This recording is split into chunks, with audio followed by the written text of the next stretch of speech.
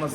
Burada біздің сұрағымыз, сіздің Facebook'та парақшаңызда әріптестері скрин жасапты, журналистерді қолтырауынға теңеп жазыпсыз. Соншалықты бізді қолтырауынға теңейтіндей не болды?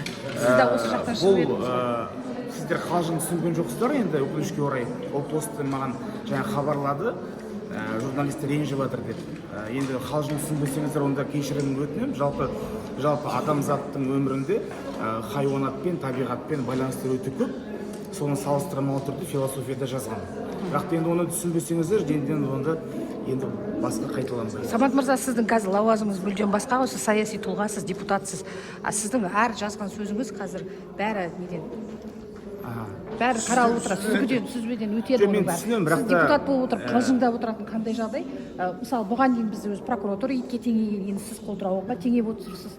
Жалпы бұған бұл деген біз журналистерді ұнатпайтыныңызды білдіретін сияқты. Журналистер ұнатпайтын емес, бірақ та журналистердің кейбіреулері депутаттарды кәдімгідей енді хайп іздеп болатынында ол өтірік емес. Мысалы, сіздер мына 1,5 ай өтті, мен байқаймын, журналистер кейбір депутаттардан бірнеше рет сұхбат алады, а кейбір депутаттардан мүлде сұхбат алмайды. Яғни сіздерге бір қызықты депутаттар бар да, сіздер жаңа бөліп жарасыздар. Сол сияқты бір хайуанаттар әлемімен салыстырдым. Өзім жаңағы сонда сіз адам, біз хайуан ба? Жоқ, олай емес. Сіз провокацияға бара жатсыз ғой қазір енді.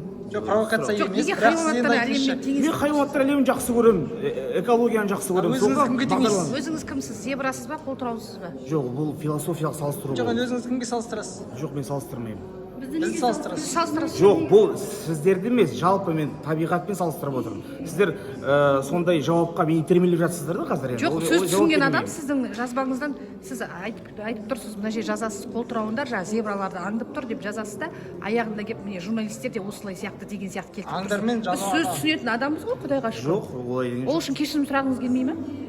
Енді кешірім сұра десеңіз, жарайды, сұрайын, кешіріңіз.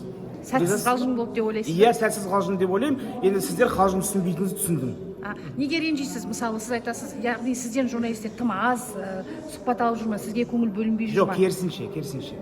Сізден ғана ала береді. Жоқ, менен ғана емес, жалпы мен байқаймын, 98 адамның ішінде бір сіздерге қызықты бір 20 адам бар, ал қалған бір 75-тен сіз сұхбат алмайсыздар. Енді ол депутаттар белсенді болмағанда біз кінәлі емеспіз ғой.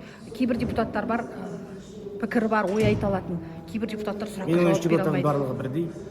Сосын сіз енді ақыры параллель келтіріп салыстырып жатсыз ғой, парламент үйін қандай неге теңейсіз? Жоқ, мен жауап беремін. Сіздер қалжың түсінбейді екенсіздер, жарайды, болды ғой, тақырып жабылды ғой, не болды сіздер?